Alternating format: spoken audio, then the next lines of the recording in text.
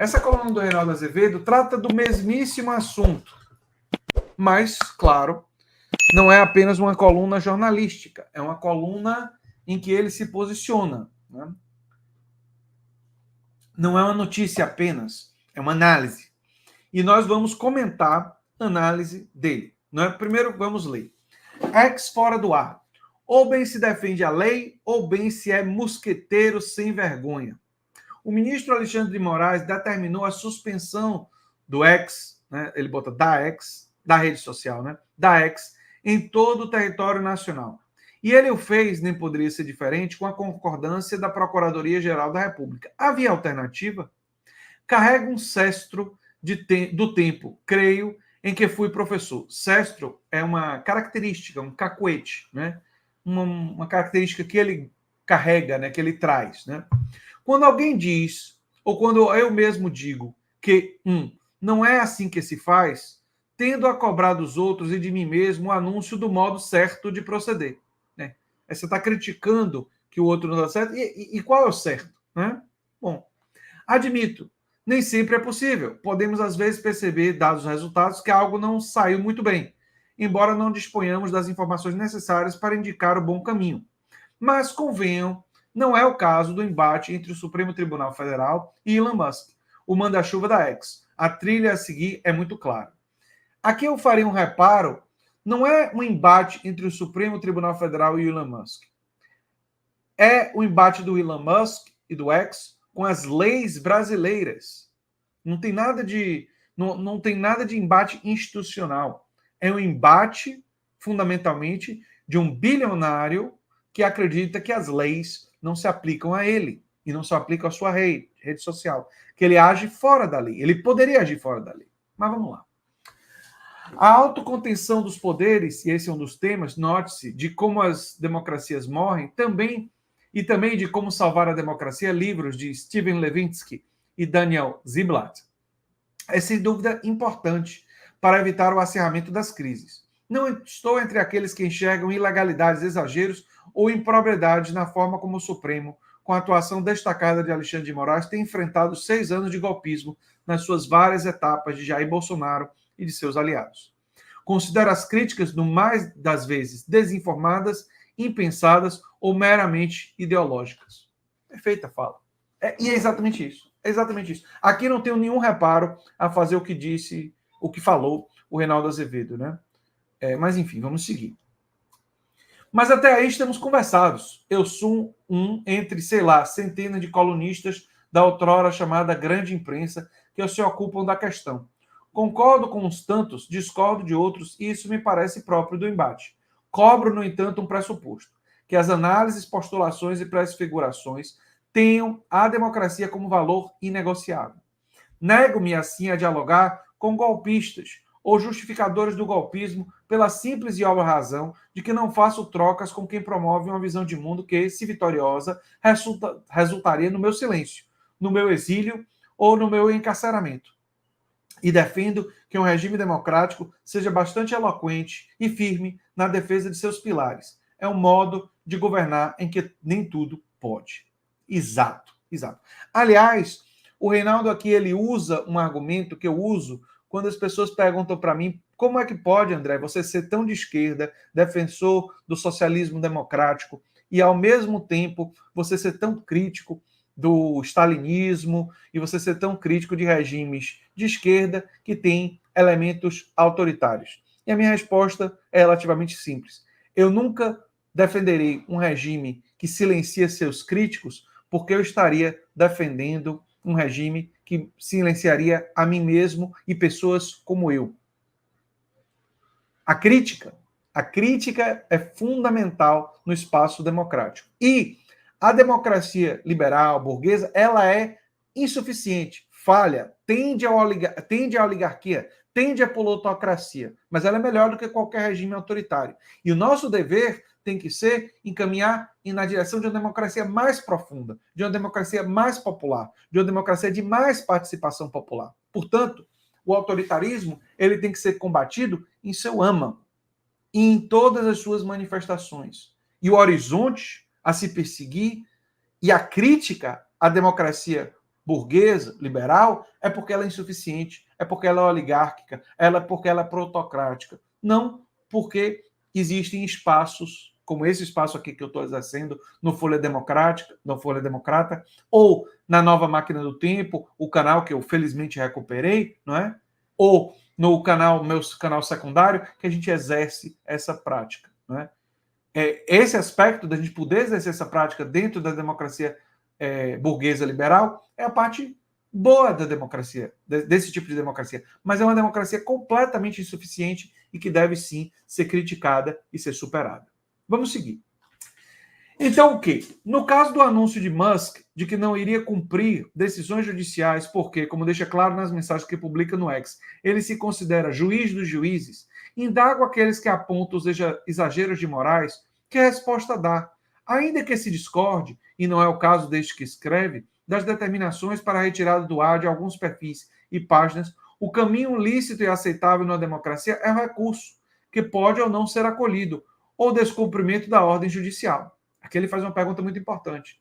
Se você discorda de uma ordem judicial, cabe a você descumprir ou cabe a você cumprir e questionar legalmente? A atitude do Elon Musk é uma atitude de simplesmente descumprir.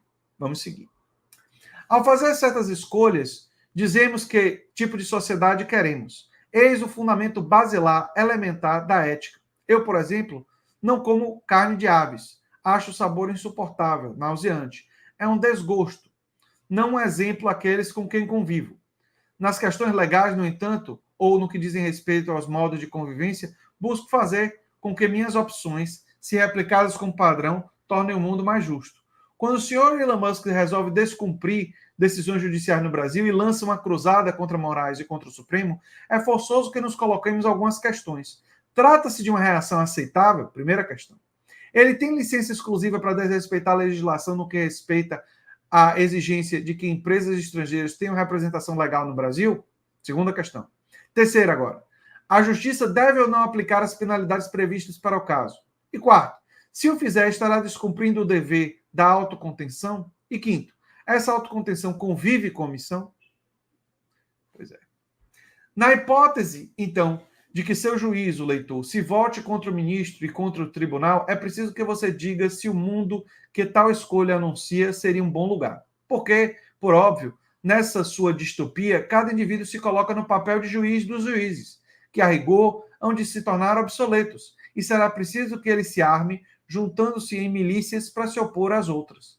A única saída será oprimir para não ser oprimido, praticar a violência para não sofrê-la, ser discricionário para não ser o alvo da discricionariedade. Ah, não seja assim tão dramático, Reinaldo. Dramático? Há meros 20 meses, as respectivas sedes dos três poderes foram miseravelmente depredadas, muito especialmente o prédio da Corte Constitucional, até outro dia. O governante de turno promovia manifestações públicas, pregando golpismo e promovia reuniões ministeriais em que tramava contra as eleições, insuflando a insubordinação nas Forças Armadas. Conheço as escolhas daquela gente e fiz as minhas. Exato. Excelente fala dele, né? Excelente fala do Reinaldo Azevedo. Poderia, ademais, haver ao menos uma verdade, alguma verdade, no propalado apego de Musk à liberdade de expressão e ao Estado de Direito? Seria um criminoso com bons propósitos? Mas esse é o propagandista vulgar do golpista Donald Trump. É o cara que, no comando do antigo Twitter, desmontou as barreiras de contenção à expansão do ódio. É o homem que tem a ambição de eleger e de derrubar governos. É o amante da liberdade que se submete, pautado por seus interesses comerciais, às imposições da ditadura da Turquia ou do governo autoritário da Índia, para citar dois exemplos. É um prosélico, truculento, da extrema-direita mundo afora. De volta ao começo. Num dos ataques a Alexandre, Musk escreve ontem: o tirano Alexandre é ditador do Brasil. Lula é seu cachorrinho de colo. Já havia ofendido praticamente com as mesmas palavras o ministro e o presidente em abril desse ano. Como Alexandre de Moraes se tornou o ditador do Brasil? Ele tem Lula na coleira. O que o chefe do executivo tem a ver com as decisões do Supremo? Além de nada. Faltam-lhe outras evidências, e não faltam, de que seu objetivo é tumultuar o ambiente político, a diatrabe ínfame falaria por si só. Musk se nega a se submeter à legislação e à justiça brasileiras e associa o presidente ao ministro com o objetivo de mobilizar a extrema-direita nas redes, no Congresso e em setores da imprensa. Está no experimento. Testa a capacidade de gerar uma crise política numa das maiores democracias do mundo. Se for bem sucedido, tentará replicar a experiência contra outros estados que eventualmente contrariem seus interesses. E a maior de todas as covardias, num caso assim, é o raciocínio concessivo. Musk é mesmo um bandido, se bem que Alexandre de Moraes não ajuda esse raciocínio torpe, né? Não, sem essa de ser um defensor envergonhado de Musk. É mais honesto ser mosqueteiro sem vergonha.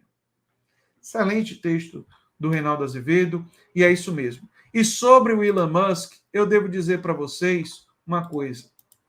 No meu canal A Nova Máquina do Tempo, eu desmascarei essa figura com evidências e com reportagens que desmontam de uma vez por todas esse cara, né? esse bilionário. Fala pessoal da Folha Democrata, aqui é Pedro Zambarda, editor do canal aqui e também do site da Folha Democrata. Estamos em uma nova campanha de Pix, gente. O nosso canal voltou a ser demonetizado, mas nós ainda estamos enfrentando burocracias dentro do YouTube. Então a gente pede para vocês contribuírem no Pix, diretamente no Pix, gente. Faz um depósito lá no nosso Pix, você nem precisa usar o cartão de crédito, você pode fazer o Pix além das nossas metas por live, que é de R$100 no Pix. Vocês podem ajudar em folhademocrata@gmail.com. Essa contribuição no nosso Pix é necessária para pagar o salário dos trabalhadores aqui da Folha Democrata, como o meu salário e o salário também do nosso editor de cortes de vídeo, o Gabriel. Então é necessário a gente fazer essa campanha de arrecadação, gente. Folha Democrata é um canal novo que surgiu nessa era democrática de governo Lula 3 e a gente precisa do seu apoio para continuar fazendo esse trabalho. Gente, muito obrigado pela paciência, pela colaboração de vocês e contribuam. R$20 de Pix, vocês ganham livros aqui no nosso canal, que estão disponíveis aqui. Basta você fazer a sua contribuição e depois mandar e-mail com o pedido de qual dos 3 livros, temos ainda um 4º livro para a gente dar de presente, no folhademocrata@gmail.com ou no pedrozambarda@gmail.com. E quem mandar 80 pilas no Pix ganha um curso de roteiro de comédia com a Xanda Fontes, a nossa sócia. Gente, vida longa e próxima. Vida longa e próspera, gente. Não próxima. Longa e próspera. Cuidem-se, cuidem dos seus. Até mais. Tchau, tchau.